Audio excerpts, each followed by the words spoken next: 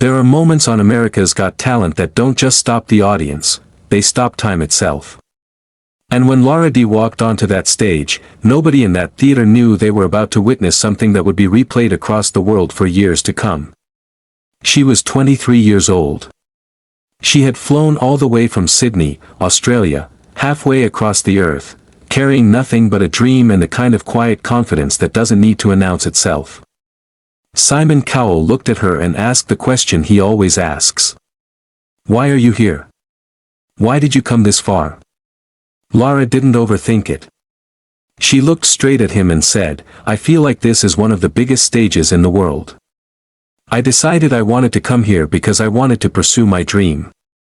And I feel like this is the stage where dreams come true. Simple words. But the way she said them, with no desperation, no performance, just truth, made the room go still. Back in Australia, Lara had been working in her family's real estate business. Day after day, she showed people properties they would turn into homes. She smiled. She was professional. She was good at it. But inside, there was always something pulling at her. A voice that wouldn't be silent. A song that kept rising in her chest no matter how many times she tried to push it down. She had spent years preparing. Years of training, of singing in rooms where nobody was watching, of standing in front of mirrors rehearsing for a moment she wasn't sure would ever come. And then one day, she made a decision. She bought a ticket. She packed a bag.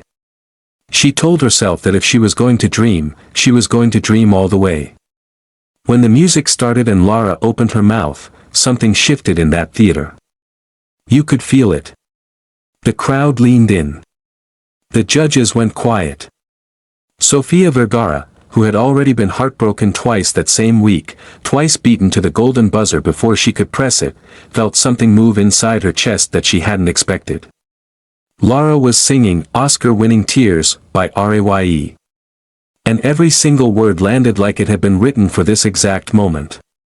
Her voice was something extraordinary, not just technically, but emotionally. There was a rawness to it, a vulnerability wrapped in power, that made it impossible to look away. She rapped. She soared. She brought every judge to the edge of their seat. Howie Mandel was the first to find his voice. He leaned forward and started speaking, his eyes never leaving Lara. This is the kind of thing I've been looking for.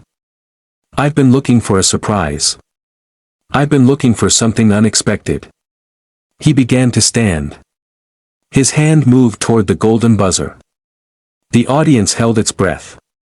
And then Sofia Vergara moved faster than anyone had ever seen her move on that stage. She reached across the table and slammed the golden buzzer before Howie could get there. Gold confetti exploded from the ceiling. The crowd erupted. Lara stood there, hands over her mouth, tears pouring down her face, unable to believe what was happening around her. Howie turned to Sofia with wide eyes, insisting she had stolen his moment. Sofia didn't apologize for a single second. She ran from her seat and wrapped Lara in her arms. She was spectacular, Sofia told host Terry Crews afterward, still breathless. I wanted her from the moment she started singing.